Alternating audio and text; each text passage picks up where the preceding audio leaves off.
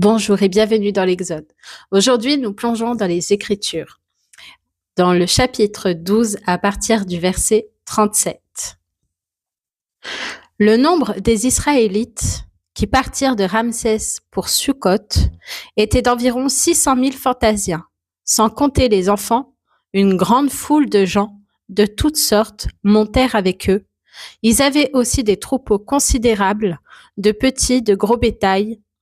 Ils firent des gâteaux cuits sans levain, avec la pâte qu'ils avaient emportée d'Égypte et qui n'était pas levée. En effet, ils avaient été chassés d'Égypte sans pouvoir s'attarder et sans même emporter de provisions.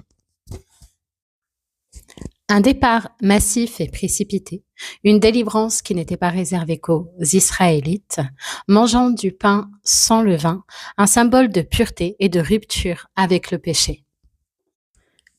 Continuant à partir du verset 40 jusqu'à 42. Le séjour des Israélites en Égypte dura 430 ans.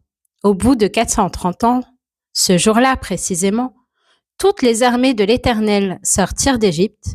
Ce fut une nuit de veille pour l'Éternel lorsqu'il les fit sortir d'Égypte. Elle sera une nuit de veille en l'honneur de l'Éternel pour tous les Israélites au fil des générations. Dieu accomplit fidèlement sa promesse faite à Abraham. L'armée de l'Éternel. Ce mot souligne le fait que Dieu considère ce peuple comme consacré et organisé, non plus comme des esclaves. Allons maintenant à partir du verset 43. L'Éternel dit à Moïse et à Aaron, « Voici une prescription au sujet de la Pâque. Aucun étranger n'en mangera. Tu circonciras tout esclave acquis à prix d'argent, et alors il pourra en manger. L'immigré et le salarié étranger n'en mangeront pas. On ne la mangera que dans la maison. Vous n'emporterez pas la viande à l'extérieur de la maison, et vous ne briserez aucun de ses os. Toute l'assemblée d'Israël célébrera la Pâque.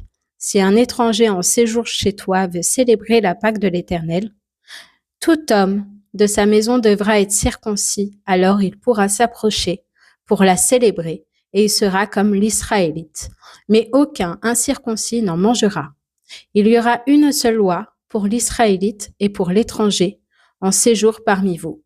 Tous les Israélites se conformèrent à ce que l'Éternel avait ordonné à Moïse et à Aaron.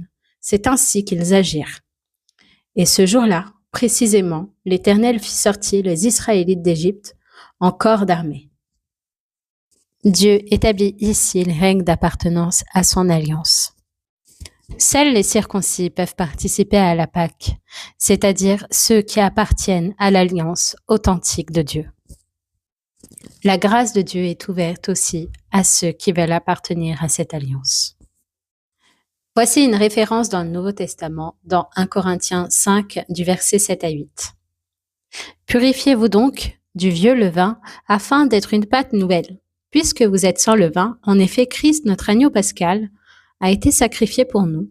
Célébrons donc la fête, non avec du vieux levain, le levain du mal et de la méchanceté, mais avec les pains sans levain, de la pureté et de la vérité. » Ici, Paul relie la délivrance d'Égypte à la délivrance du péché en Jésus-Christ.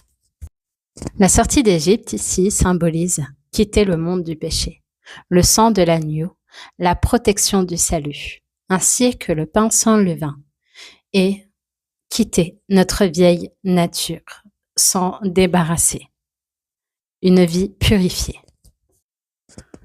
Ici, pour l'étranger, dans Galates 3, nous pouvons voir qu'il n'existe plus ni juif ni grec, mais un seul corps en Jésus-Christ.